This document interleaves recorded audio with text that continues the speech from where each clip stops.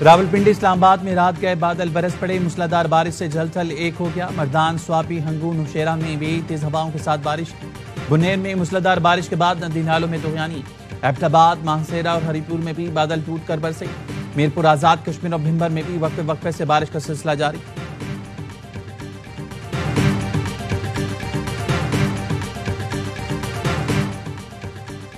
امریکی صدر ٹرمپ کی بھارتی مصنوعات پر 25% ٹیرف لگانے کی دھمکی، کہا معاہدہ نہ ہوا تو بھارت پر 25% ٹیرف لگائیں گے۔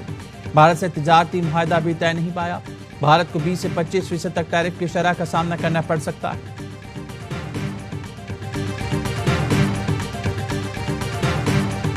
UK will recognise the state of Palestine by the United Nations General Assembly in September unless the Israeli government takes substantive steps to end the appalling situation in Gaza, agree to a ceasefire, and commit to a long-term sustainable peace, reviving the prospect of a two-state solution.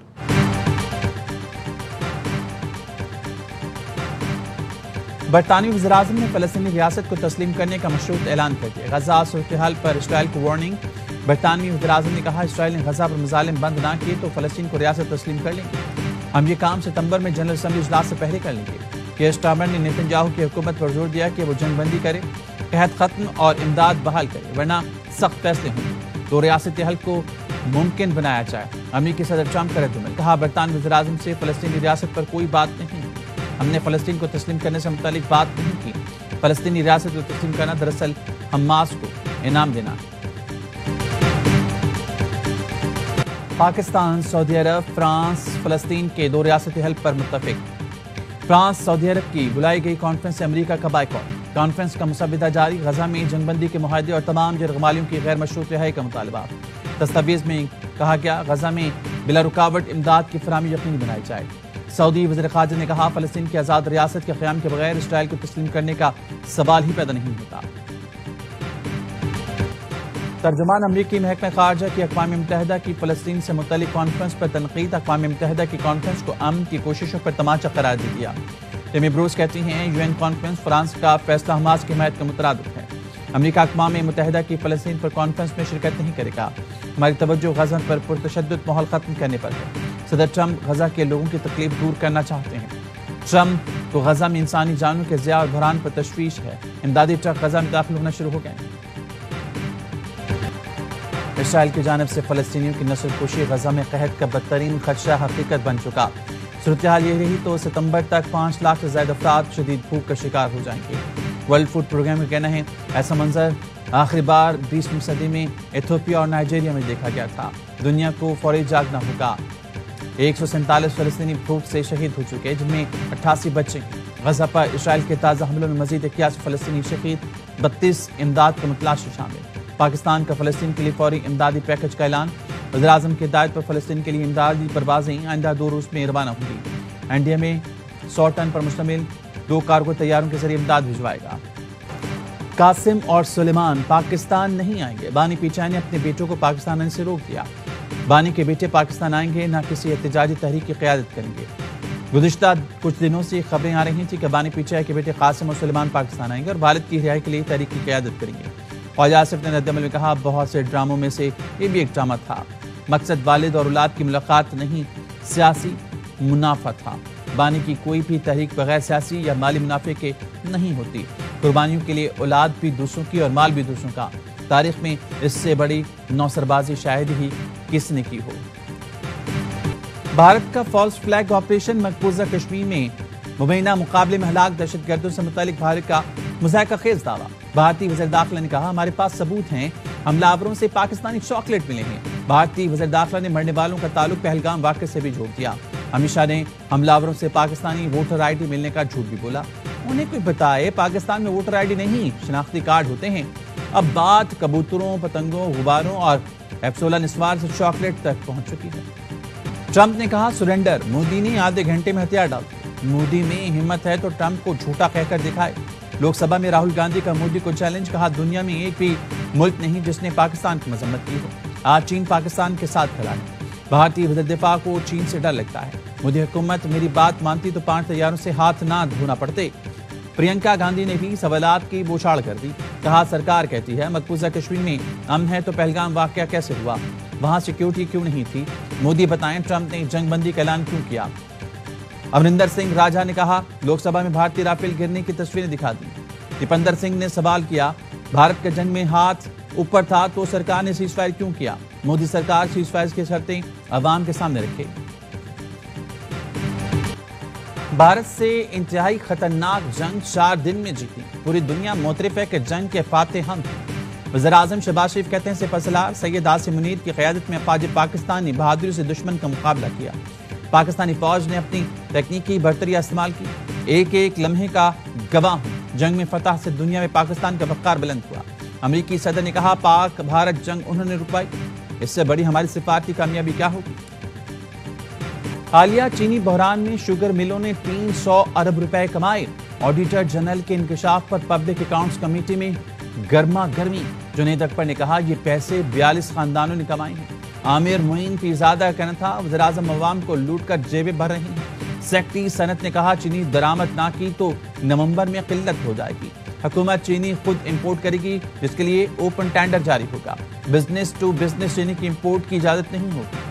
Sanaullah मस्ती खेल का कहना था चीनी कीमत 1 रुपया बढ़ाने से 44 अरब कमाए जाते हैं। इस डकैती पर खामोश नहीं रहेंगे चाहे गोली मार दें।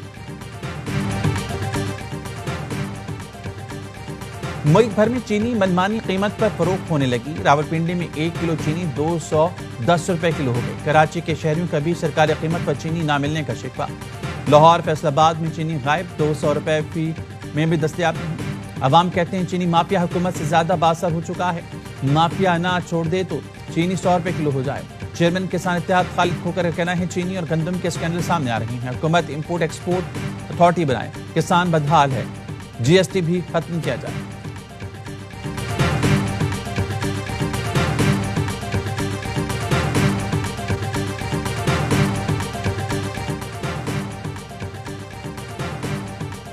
पीटीआई ने मिशाल यूसुफजई को खवातीन नशिस्त पर सेनेट का टिकट जारी कर दिया। टिकट बानी पीटीआई की हिदायत पर जारी किया गया।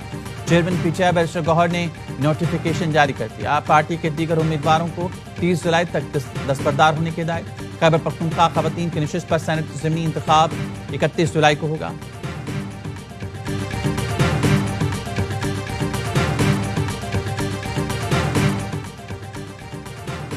नौ मई केस में सजा याफ्ता एक और PTI MNA Nahid. Election commission ने महफूज फैसला सुना दिया। NA-1 चित्राल से मुंतखब अब्दुल लतीफ आर्टिकल 63(1)H के तहत नाहिल करार दे दिया गया। इलेक्शन कमीशन ने NA-1 की नशिस्त खाली करार दे दी। गुज़श्ता रोज एजाज चौधरी, मलिक अहमद और अहमद चट्टा का नाहिल करार दिया गया था। एजाज चौधरी की नाहिली से खाली सेनेट नशिस्त पर ज़मीनी इलेक्शन शेड्यूल जारी। जनरल नशिस्त पर वोटिंग 21 अगस्त को होगी। इलेक्शन कमीशन का NA-129 लाहौर, NA-66 और PP-87 में 18 सितंबर को ज़मीनी इलेक्शन कराने का ऐलान।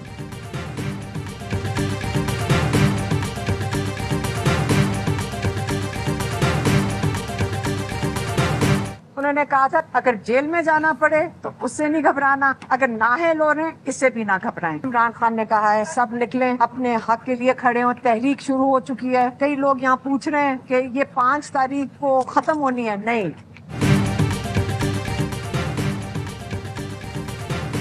नाअहल होने वाले अरकान असम्बली के लिए बानी का पैगाम है घबराना नहीं है। हलीमा खानम की अडियाला जेल के बाहर साफियों से गुफ्तगू बोली। बानी ने कहा शफाफ ट्रायल की उम्मीद नहीं, उन्होंने सजा का फैसला कर रखा है। हमारी तहरीक 5 अगस्त को खत्म नहीं होगी। वज़ीर आला खैबर पख्तूनख्वा अली अमीन गंडापुर का कहना है पुरअमन एहतजाज का ऐलान करते हैं तो गिरफ्तारियां शुरू हो जाती हैं। अपने सूबे में रैली को लीड करूंगा। केपी हुकूमत बानी की अमानत है। चैलेंज कर रहा हूं, सियासी और जमहूरी तरीके से हुकूमत नहीं गिरा सकते। पेशियों से घबराने वाले नहीं। वज़ीर आला केपी ने शराब और असलाह बरामदगी केस में सरेंडर कर दिया। अदालत ने अली अमीन गंडापुर के वारंट गिरफ्तारी मंसूख कर दी।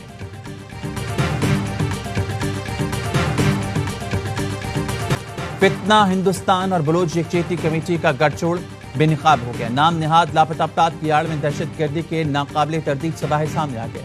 कल्लात ऑपरेशन में हलाक दहशतगर्द ज़ोहेब लांगू का नाम निहाद लापता अफराद की फहरिस्त में शामिल। दहशतगर्द की महारंग लांगू के साथ मुजाहरों में कई तस्वीर और वीडियो सोशल मीडिया पर मौजूद। सिक्योरिटी ज़राए का कहना है महारंग लांगू ने हमेशा नाम निहाद लापता अफराद का बयानिया मज़मूम अज़ाइम और रियासत को बदनाम करने के लिए इस्तेमाल किया।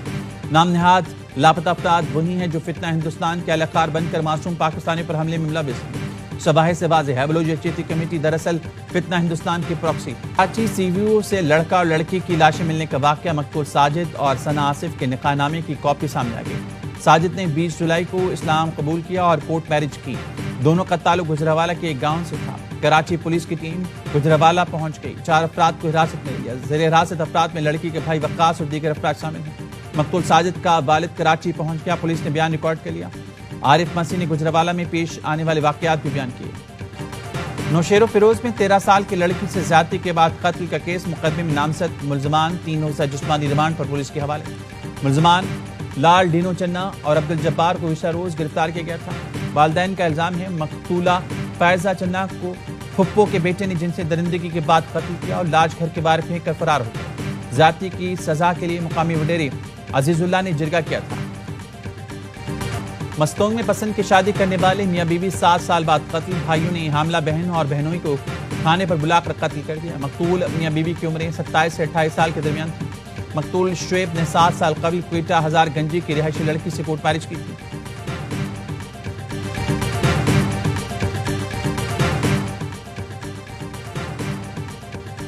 کراچی کے علاقے فیروز آباد میں ٹریفک حادثے میں نوجوان جاں بحق، 2 موٹر سائیکلیں آپس میں ٹکرائیں جس سے ایک شخص گرا۔